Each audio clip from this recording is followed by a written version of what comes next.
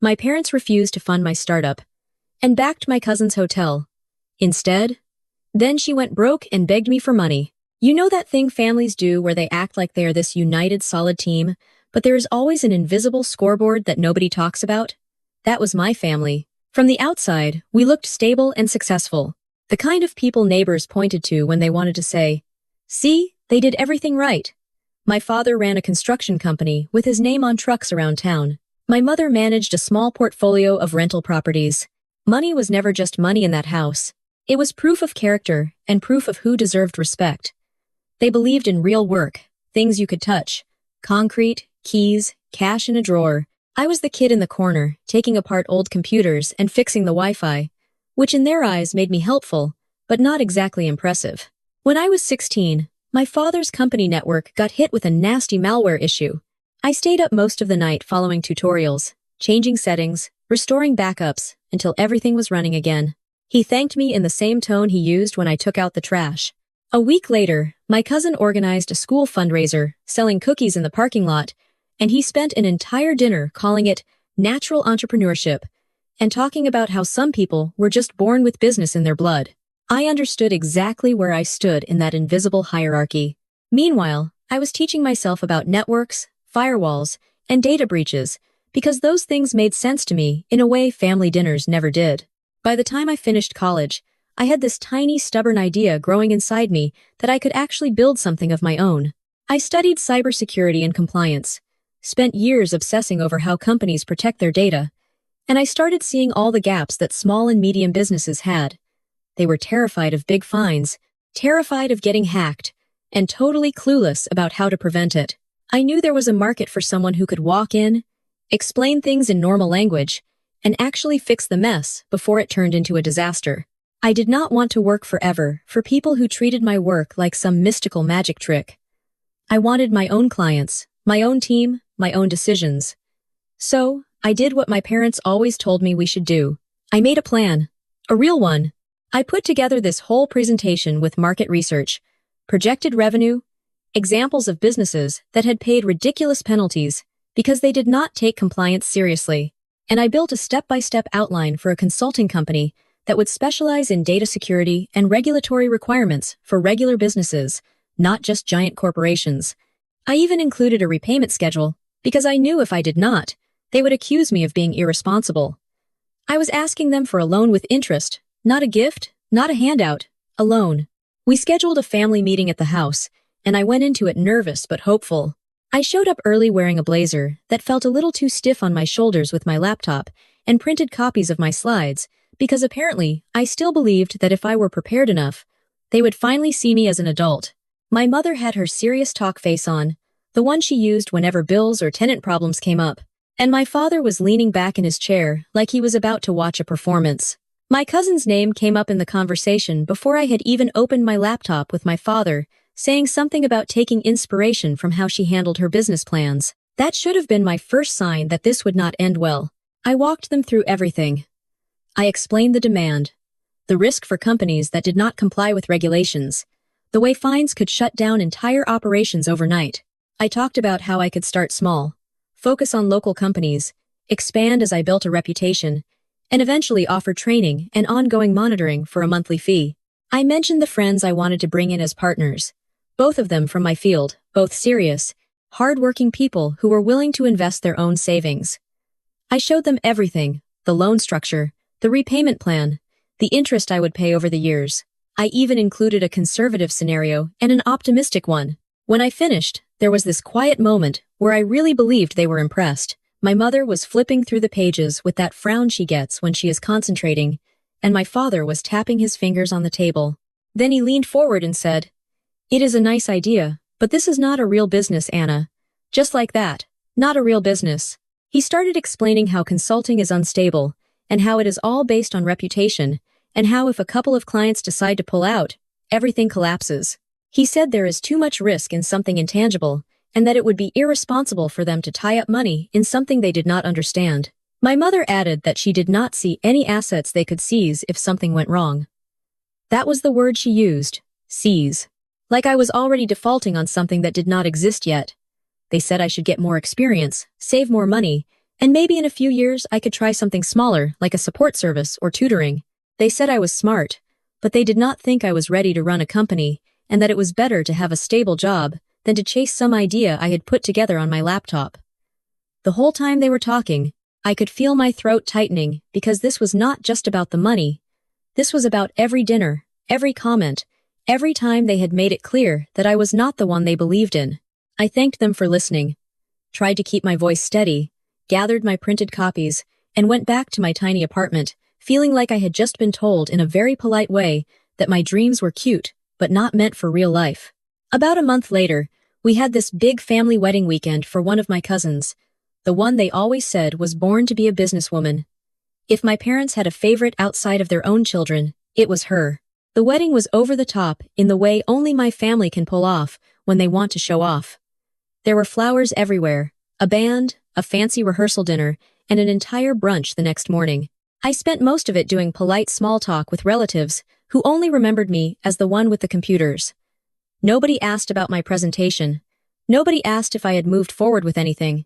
It was like that meeting never happened.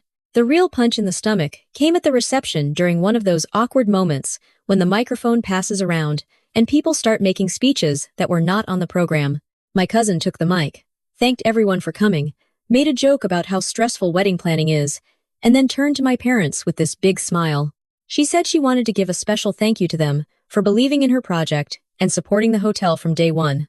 She said she would not have been able to launch it without their financial help, and that she would work every day to honor that trust.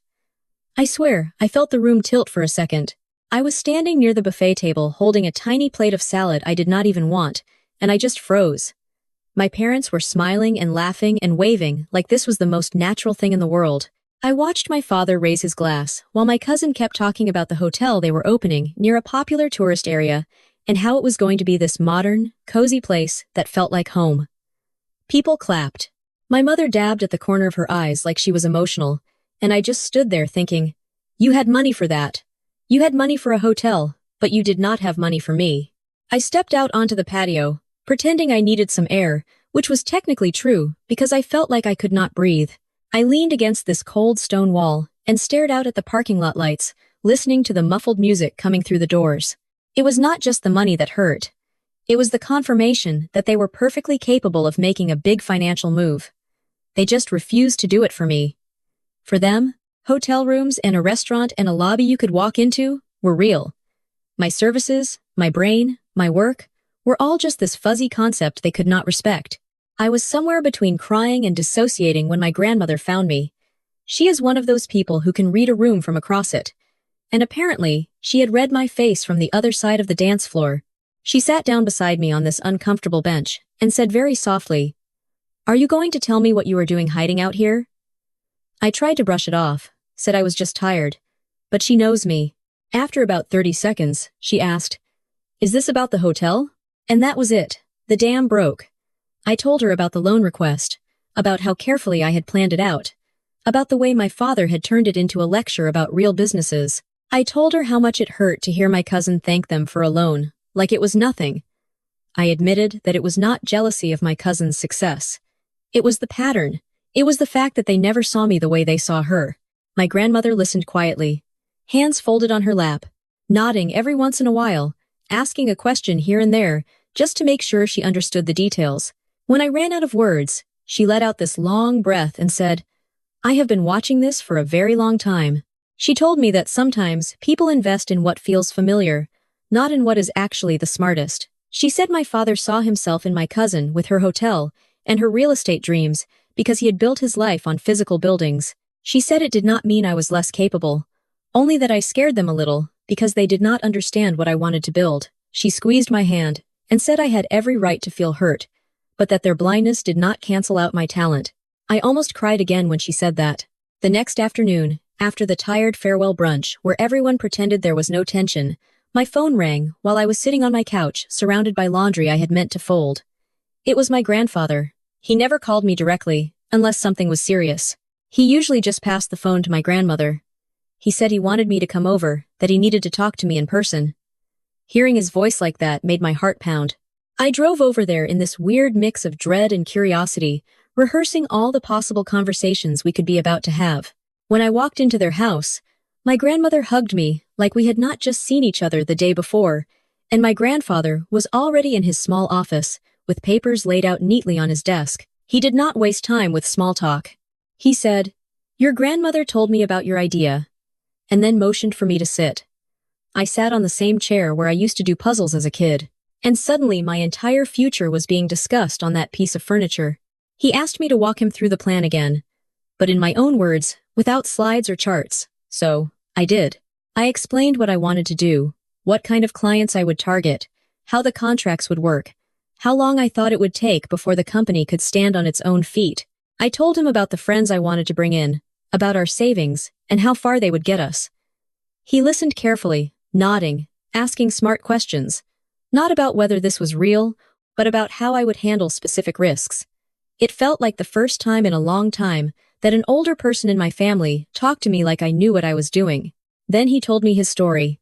I had heard parts of it before, but never with this much detail. He started his own business years ago, with almost nothing, just some borrowed tools and a loan from an uncle who everyone thought was crazy for giving him money. He said people at the time thought his idea was reckless, that there was no guarantee it would work, but that one person believing in him had changed everything. He said he could not claim to understand all the technical parts of what I wanted to do, but he understood risk, and he understood hard work. He had already talked to a lawyer, he said. He had already moved some things around. He slid a folder across the desk toward me, and inside was a draft of a loan agreement. It was not enough to cover everything I had dreamed of, but it was enough to get us started in a small office with basic equipment. The loan had interest, a real rate, repayment terms, all written out. He said he wanted this to be professional, not a family favor, because he did not want anyone later to say I had manipulated them or taken advantage of them. My throat closed up.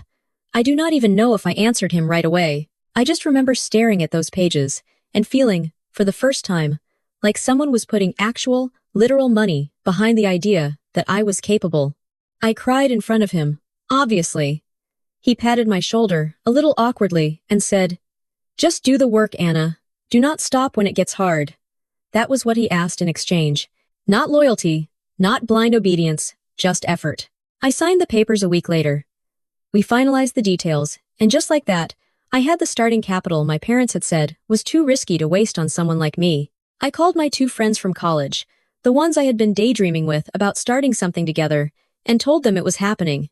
We sat in my tiny living room, surrounded by takeout containers, and drafted our own partnership agreement on a laptop, arguing over job titles and responsibilities like kids playing company, even though it was very real. We found a small, somewhat depressing office above a nail salon in a strip of older buildings that smelled like chemicals and old carpet. But it was cheap, and the landlord did not ask a lot of questions.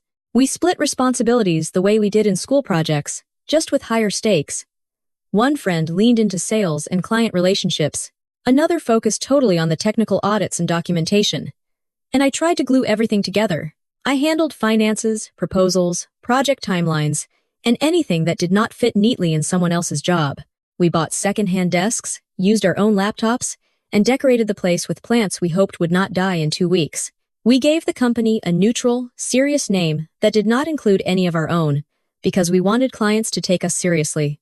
Those first years were brutal. I am not going to pretend we were some entrepreneurial fairy tale. We worked ridiculous hours, living on coffee and whatever food we could reheat in a microwave that probably should have been retired a decade ago. I had meetings with potential clients during the day, and then stayed up late writing policies and procedures and proposals. We did free workshops at local business groups, trying to explain why compliance was not optional, why they needed us before something went wrong, not after. A lot of people nodded politely and then ignored us. Our first real break came when a medium-sized financial company in town had an incident they could not sweep under the rug. Nothing that made the news, but bad enough that they heard loud and clear from regulators that they needed to clean up their mess. Someone who knew someone who had attended one of our free workshops passed along our name, and suddenly I was sitting in a conference room with a bunch of nervous executives asking me if I could help them avoid being destroyed. We poured everything into that project. We reviewed their systems, documented their gaps, rewrote their policies, trained their staff, and stayed in their offices until late at night, sometimes finishing sessions in rooms that the cleaning crews were already trying to vacuum. When they finally paid us, after pushing the invoice right up to the due date, because their finances were backed up. The money covered a better office and the salary of our first full-time employee. It also gave us one very precious thing, a strong reference. While all of this was happening, my parents were going through their own version of times are tough. Except when they talked about it, they were always the victims of the market, never the authors of their bad decisions. The hotel that they had helped my cousin fund was not exactly the instant hit they had imagined. There were delays, extra costs, issues with contractors, and a lot of wishful thinking. I heard things in passing, little comments about occupancy rates and promotions and unforeseen expenses, but nobody ever sat me down to talk about it. I just watched from a distance while my business slowly grew and theirs struggled. We hit a near breaking point about 2 years in when one of our biggest clients delayed a huge payment for what felt like forever. We had hired based on that contract, taken on more office space, and suddenly we were staring at our accounts and realizing we could not make payroll and rent at the same time if that money did not come in. I spent nights staring at spreadsheets, trying not to throw up from the stress. One afternoon, in the middle of that chaos, one of my partners snapped at me, saying I had overpromised and dragged them into something that was going to collapse. We had this long, ugly argument in the office, voices raised, door closed, both of us saying things we regretted within minutes. She said she was thinking about selling her share and cutting her losses. I said that if she wanted to bail, she should just say it and stop acting like I had tricked her. It got personal. It got mean. If you are imagining a professional disagreement, you are still picturing it too politely. This was raw and messy and filled with all the fear we were both trying not to show. We held on by the thinnest thread. The client finally paid, after what felt like an eternity of we are processing, and we were able to breathe again. We made changes after that, tightened how we structured payments, stopped letting clients drag us around just because they were bigger than we were. But that scare left a mark. It reminded me that my grandfather's loan was not a magic shield. We could still lose everything if we were not careful. It also made me more protective of what we were building, more aware that every decision had a cost. By the time we reached the 4 or 5 year mark, roughly 2 years before everything shut down in that first pandemic year, things actually looked stable for once, almost like what I had imagined that day at my parents' table. We had a small but solid team, contracts with companies that paid on time, referrals coming in without us begging for them. We opened a second, even slightly less depressing, office in a nearby city because the demand was there. And we finally had a buffer in our bank account that did not disappear the second rent was due. I used that money to do the thing I had been thinking about since I signed those papers in my grandfather's office. I paid them back. We had a small, slightly awkward but emotional meeting with just the 3 of us, my grandparents and me, at their dining table. I brought a check for the full amount of the loan, plus every dollar of interest that had been agreed on. I laid out a simple summary of my finances, not because they asked, but because I wanted them to see that this was real, that their faith in me had actually turned into something tangible. My grandfather read over the numbers slowly, nodded, and then looked up at me with this expression that made my chest tighten. Pride, relief, something like that. He tried to joke that he was going to miss the regular payments because they made him feel like a banker, but I could tell this moment was important to him. My grandmother cried. They do that thing where they pretend they are both fine, and then one of them wipes their face and the other pretends not to notice. After that, I helped them move into a smaller place, closer to clinics and grocery stores, because the house they had was way too big for them to manage, especially with some health issues creeping in. I paid the difference, not as a grand gesture, just as a quiet thank you. It felt like the most natural thing in the world. Meanwhile, the hotel was barely staying above water. Then the pandemic hit, the one that shut down everything for months and made people cancel trips, events, anything that involved being in the same building with strangers. My cousin's hotel relied on tourists and business travel. Suddenly, there were no tourists, and business travel became video calls and emails. My parents had already poured more money into the place, trying to help my cousin keep it afloat. They had guaranteed loans, taken on more debt, convinced themselves that if they just pushed through, things would bounce back. They did not. The hotel closed. Officially, it was temporary, but we all knew what that meant. My mother called me not long after. That news started to spread, and I could hear it in her voice before she even said the words. She started by talking about how hard the times were, how nobody could have predicted any of this, how it was unfair. Then she said they were a little short for some bank payments, and asked if I could help out with a loan, just for a few months. I asked questions. How much did they need? What was the plan? What were they willing to offer as collateral? You would think I had insulted her. She got offended that I was treating it like a business conversation and reminded me that they were my parents. My father got on the phone and went straight to guilt. He said, "After everything we have done for you, the least you can do is help us get through this." He said my business would not even exist without the example they set. He said, "Families support each other." I told him no. Not instantly, not coldly, but clearly. I said my company had its own obligations, that we had employees depending on us, and that I was not going to jeopardize that to cover a hole he had dug by making a risky investment he never asked my opinion about. I said I was sorry for what they were going through, but I was not their bank. The silence on the other end of the line was thick. Then he said, "You really are ungrateful," and hung up. We did not talk for a while after that. At least I did not talk to them directly. I heard about them through relatives, through my grandmother, through occasional passive-aggressive posts on a social media app where my mother complained about how modern children only cared about money. It was all very vague. Nothing that named me directly, but everyone understood who she was talking about.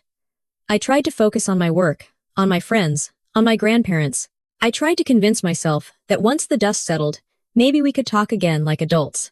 Then came my grandparents' wedding anniversary, the big one, the kind that people make a big deal about with speeches and slideshows and all that. My grandparents were celebrating 50 years together, which is impressive, especially considering the circus the family had turned into. I offered to organize the event, partly because I wanted to do something for them, partly because I needed to feel like I was capable of giving them a better day than the chaos around them.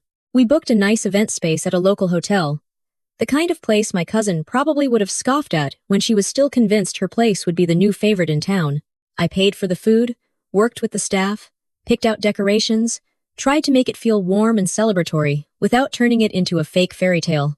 People showed up ready to drink, eat, and tell stories about the couple that had somehow held everything together all those years. For most of the night, I managed to ignore my parents. They were there, of course, dressed up like nothing was wrong, smiling that tight smile you wear when you want everyone to think you are still winning.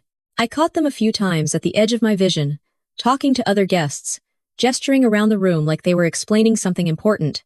I did my jobs, made sure my grandparents were comfortable, checked on the food, laughed at stories. I told myself I could survive a few hours of pretending everything was fine. At some point, though, I started catching bits of conversations that made my jaw clench. My parents were telling people about my business.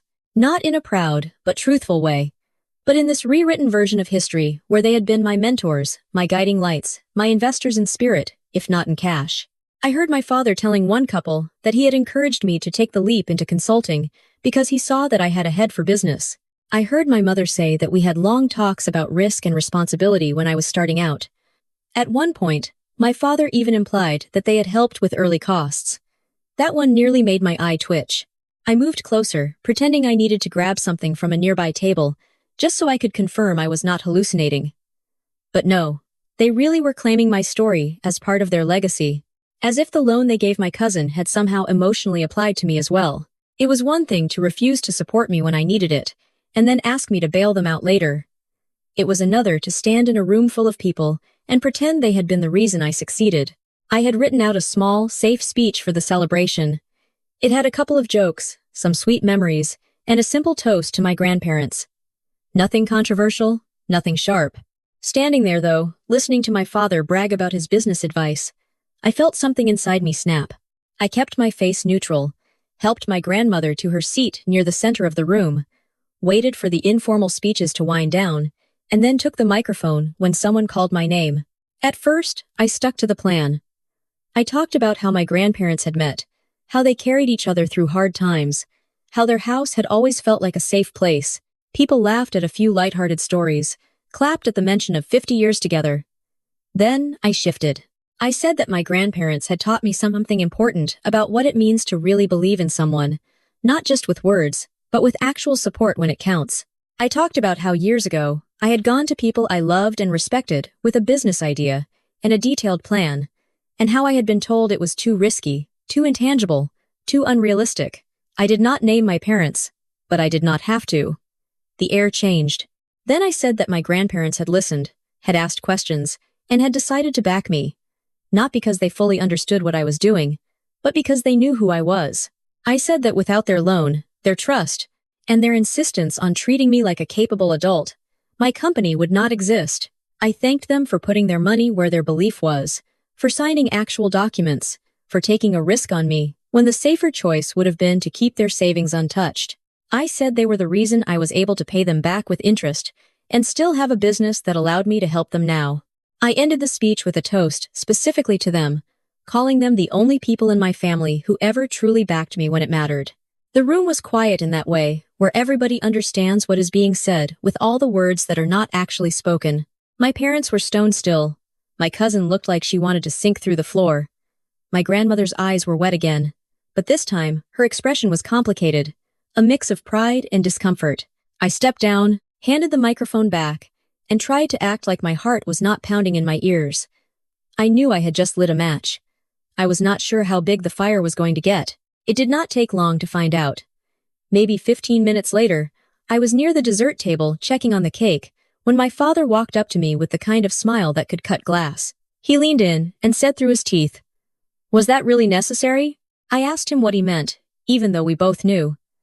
He said I had humiliated him and my mother in front of everyone, that I had made them look like selfish people who had never done anything for me. I told him I had simply told the truth. I said I did not mention their names. I did not lie. I just stated who had actually given me that loan. He said I was ungrateful, that they had given me a stable childhood, good schools, that they had set the foundation for everything I had. My mother appeared beside him, like she had been waiting for her cue. She said I had aired family business in public, and that it was disgusting. We went back and forth like that, voices getting louder even though I tried to keep mine measured. Then he brought up the hotel, the money they had lost for the sake of the family, and how all he had asked was a little help. Something in me snapped again. I said, with my voice finally rising, that they were the ones who chose to sink money into a hotel I had never been consulted on, that they had refused to lift a finger when I had come to them with a plan, and that the only time they had ever come begging was when their own decisions blew up. I said I was done being the backup plan they only remembered when they needed a check. I said my grandparents had been there when it mattered, and they were the ones who deserved the credit. It was not my finest moment. I was shaking, my chest tight, aware that the entire room had gone quiet. People were watching. My cousin was staring at her shoes. My grandmother looked like she wanted to disappear, but the words were already out, and I could not take them back. The rest of the night blurred. Some people tried to pretend nothing had happened. Others whispered in corners. I helped clean up, hugged my grandparents, and then went home and had the kind of ugly cry that leaves you with a headache for hours. I knew I had hurt them too, even if I had meant to defend them. The next morning, my grandmother sent me a message. She said she understood why I was angry, that I was not wrong about how things had happened, but that seeing the family fight like that at her anniversary had broken her heart a little. She asked me to think about whether my anger was worth tearing everything apart. I did think about it. I thought about it through sleepless nights and long days at the office, replaying every conversation we had ever had. I thought about being a kid who always felt second tier, about being an adult who finally built something only to watch her parents try to rewrite the story. I also thought about my grandparents, about how they should not have to referee grown adults in their 70s and 30s. I felt guilty and furious at the same time. What I did not fully realize yet was that my parents were not done. They were just getting started on their own version of damage control. I started hearing from relatives who suddenly had very strong opinions about my behavior. Opinions that sounded suspiciously like they were reading from the same script. An uncle called me to say I needed to apologize, not just to my parents, but to the whole family, because I had disrespected the people who had raised me. An aunt sent a long message about how I had manipulated the grandparents emotionally into investing in my business, implying that I had taken advantage of their love. At first, I tried to correct the record. I explained what had actually happened, that the loan had been formal, that there were documents, that my grandparents had made their own decision. Some people listened. Most did not. It is easier, apparently, to believe that the quiet kid with the computers turned into some cold-hearted business shark than to accept that the golden parents might have messed up.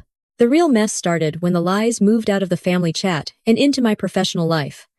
One of our long-term clients requested a meeting to discuss some concerns. I went with my best. Things are totally fine, face on, expecting maybe some feedback about our last project or a question about pricing. Instead, they started asking these weird, carefully phrased questions about whether there had been any issues of integrity within the company leadership. They mentioned hearing things about family conflicts, about me pressuring elderly relatives for investments, about complicated dynamics that could reflect on our decision-making. In the middle of that conversation, he pulled out his phone and showed me a forwarded message with my father's name at the top, and a wall of vague warnings about trusting me with anything sensitive. I knew immediately where it was coming from. The client had originally been introduced to us by someone who knew my father. It did not take a genius to connect the dots. I did my best to shut it down, explaining the actual story, offering to show redacted copies of agreements. But there is only so much you can do when poison has already been poured into someone's ear. They finished out the contract and then quietly did not renew it. On paper, they just changed direction. In reality, we had been smeared. I was furious and terrified. Losing that client hurt in a way I could feel on every balance sheet. They had been one of our top 3 accounts and a big part of the stability we thought we had finally built. But more than that, it made me realize my parents were willing to hurt my business, not just my feelings. I confronted them over text, because at that point, I did not trust myself to stay calm on a call. My father denied everything, obviously. He said he had only shared concerns as a parent, and that if anyone made business decisions based on gossip, that was not his fault. My mother doubled down on the narrative that I had used my grandparents. The stress spilled over into the company again. My partner, the one I had fought with during that payment crisis, finally lost it. She said she could not keep living in a soap opera, where every few months some new drama threatened the work we were doing. She said she respected me and believed in what we had built, but she was exhausted by the emotional whiplash. We had it out in the office again, but this time there was less yelling and more cold resignation. A few weeks later, she told me she was leaving, selling her share, and moving on. We negotiated the exit cleanly. Later, after the court case was over, she sent me a short card that just said, "Glad you won this." We never rebuilt the friendship, but there was no bitterness between us. It hurt, but it did not break us. I redistributed the workload, promoted someone who had earned my trust, and kept the company steady long enough for the next season to feel normal again. I felt like everything was collapsing at once. I started seeing a therapist, not because I suddenly had a deep belief in mental health journeys, but because I needed an hour a week where someone would listen to me without picking a side. Even she raised her eyebrows when I laid out all the ways my parents had inserted themselves into my life, even when I had tried to build something separate. Around that time, I made a choice that felt both petty and absolutely necessary. I blocked my parents on every app. I blocked their numbers. I sent one final message, long and careful, saying that until they could stop lying about me and stop trying to sabotage my business, I did not want contact. I said I would stay connected to my grandparents, but I was done pretending we had a normal parent-child relationship. Then I hit send, and immediately felt both relieved and sick. About a month later, my grandfather died in his sleep. No long hospital stay, no dramatic goodbye, just one morning where he did not wake up. My grandmother called me, her voice small and shaking, and I drove to her house with my hands gripping the steering wheel so hard they hurt. Grief hit me hard. When my grandmother called to tell me, I could barely breathe. The funeral was big. He was one of those people who had quietly helped a lot of others over the years, and they all showed up to say goodbye. My parents were there, of course. We did not talk beyond a stiff nod. The air between us felt like glass that could shatter if someone breathed wrong. I focused on my grandmother, on the logistics, on making sure the ceremony went smoothly. I coordinated with the person leading the service, sorted out with the place handling the reception. It was easier to be busy than to sit still and feel.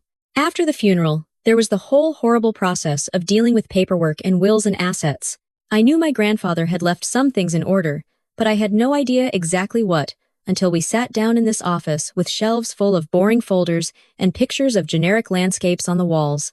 The lawyer went through the list calmly, explaining what went where. There were some savings, some small investments, the house my grandparents had moved out of, and another property that made my throat tighten when he mentioned it, the old lake house.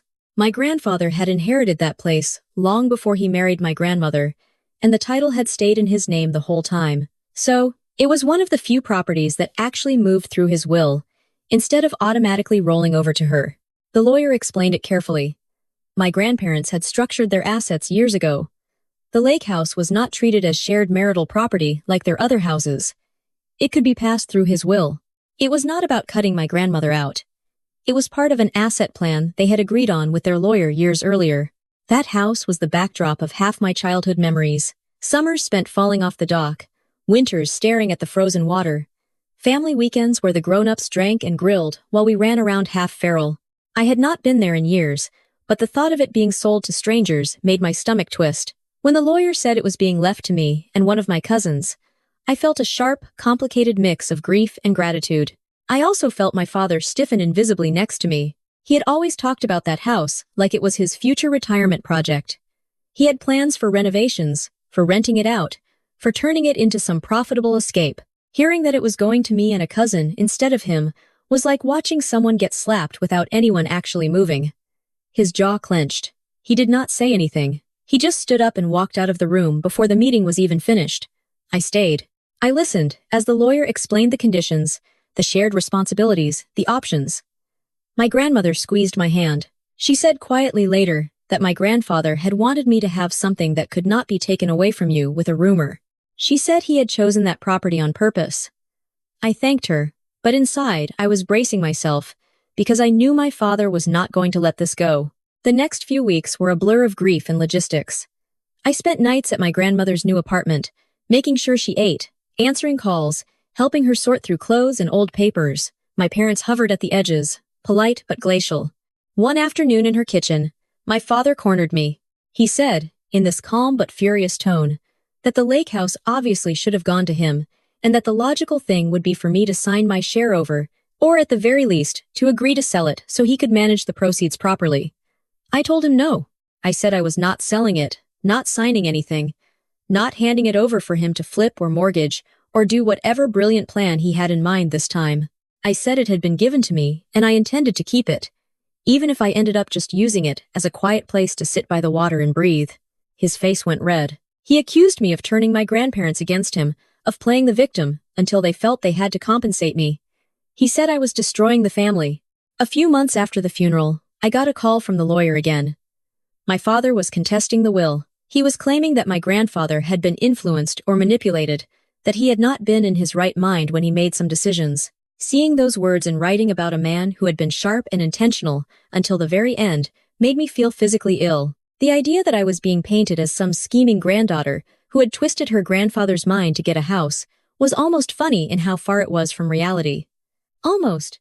At the same time, my parents escalated the smear campaign. I started hearing about posts in community groups, not naming me directly, but describing a certain business owner in the data security world who used family money obtained through questionable means. I saw screenshots of messages my father had sent to people in our town's business circle, warning them to be careful doing business with me because I was emotionally unstable and vindictive. It was not just about the house. It was about punishing me for not staying in my assigned role. I reached a breaking point. I sat down with a lawyer, laid out everything, showed her messages, screenshots, the timeline. She listened, asked questions, and then said very simply, "You have grounds to respond." Respond in this case meant filing my own legal action for defamation, documenting the ways their lies had cost us clients and put my company's reputation at risk. It felt surreal, sitting in a sterile office, talking about taking my own parents to court, but at that point, it also felt like the only language they might finally respect.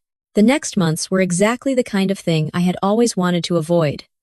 Legal paperwork, hearings, back and forth between lawyers, statements under oath. I was careful to keep the focus narrow. I was not trying to sue them for emotional damage or childhood trauma. I was addressing very specific lies and very specific financial harm. On the inheritance side, my grandmother's testimony and the lawyer's documentation were clear. My grandfather had been of sound mind. He had known exactly what he was doing. On the defamation side, messages and posts that had seemed petty and annoying suddenly became exhibits. It was exhausting and humiliating and weirdly clarifying. Some relatives pulled away completely, not wanting to be in the middle. Others quietly admitted they understood why I was doing this, even if they wished it had not gone so far. My mother played the devastated parent card wherever she could, talking about how heartbreaking it was that her child had dragged the family into court. My father stayed cold, convinced he was fighting a righteous battle to defend his legacy. In the end, After nearly a year of filings, testimony, waiting, and 2 sets of lawyers quietly reminding my parents how bad it could get for them if they pushed it, the decisions were not dramatic. My parents' lawyer had made it pretty clear that dragging things out any longer, with the evidence stacked the way it was, would only get more expensive for them. There were no slow claps or dramatic confessions. The court upheld the will. The lake house remained split between me and my cousin Mark. He was my father's nephew, and when I called him about it, he said he did not want to be dragged into more family drama. He agreed to sell me his share within a month, fairly and quickly, and we both walked away from that deal relieved. I used a mix of savings and a small loan secured against the property to pay him, and for the first time in my life, there was a piece of land with my name on it where I could actually breathe. My father's attempt to claim undue influence fell flat in the face of actual evidence. On the defamation side, we reached a settlement that included a written public retraction of specific claims posted in the same groups and threads where the original insinuations had circulated, sent directly to the same business contacts he had messaged, and coverage of my legal costs. There was no confession of guilt, of course. There never is with people like him. But there was a line drawn in an official, undeniable way. The real punishment for my parents did not come from me, though. It came from math. The debts from the hotel, the guarantees they had signed, and the loans stacked on top of bad decisions finally caught up with them. They sold their big house, downsized the business, watched their credit vanish, and my cousin, who had been pulled into that disaster, cut contact for a while, out of sheer shame. People sometimes ask me if I feel vindicated seeing all that. I do not know if that is the right word. There is some dark, ugly satisfaction in knowing I did not cave, that I did not hand over the house or write a check just to keep the peace. There is also grief. I lost the idea of parents I had been trying to hold on to, the version of them who might someday wake up and realize how much harm they had done. That version does not exist. What I have instead is distance, boundaries, and a lake house. I go there sometimes, alone or with a couple of close friends. It is not glamorous. The furniture is outdated, the dock needs repairs, and there is a damp smell in the closets, no matter how many windows I open. But when I sit on the porch and look at the water, I feel something. I did not feel much growing up. Calm. I remember my grandfather's voice telling me to just do the work and not stop when it got hard. I remember my grandmother's tired laugh. My relationship with her is complicated now. She loves me, but she also loves her son. And she has to live in the same small town where everyone has an opinion. I drive over most weeks to have coffee at her kitchen table and fix whatever little thing she said was broken. She asks about my work, listens when I talk about deadlines and employees, and risk, and sometimes she squeezes my hand, looks at me, and says she is glad I paid back the loan, and tells me she is glad I stood up for myself. I do not have a neat ending for this. There was no dramatic reunion, no tearful apology where my parents suddenly understood everything. There was no moment where I forgave them, and we hugged it out in front of a sunset. They are living their life, downsized, and still convinced that they are the ones who were wronged. I am living mine, running a company that survived both the health crisis and the family war, with scars that I try to wear instead of pretending they are not there. If there is anything close to peace in all of this, it is the simple fact that I stopped begging to be believed. I stopped presenting my case like a teenager with a slideshow. I stopped waiting for them to see me as something other than the weird kid with the computers. I built something anyway. They tried to rewrite the story, and I told another version out loud. I lost some things I thought I needed, like the fantasy of a supportive family. I kept the one thing that matters more than I knew, the right to decide what I will and will not sacrifice for people who only show up when there is something in it for them. That is the whole messy truth. I am not trying to be anyone's hero or villain. I just stopped playing the role they wrote for me. Then there were the people who avoided the topic completely. They would invite me out, talk about work, dates, bad bosses, whatever, and never once ask about my parents, like they were afraid mentioning them might make me cry in public. Sometimes I was grateful.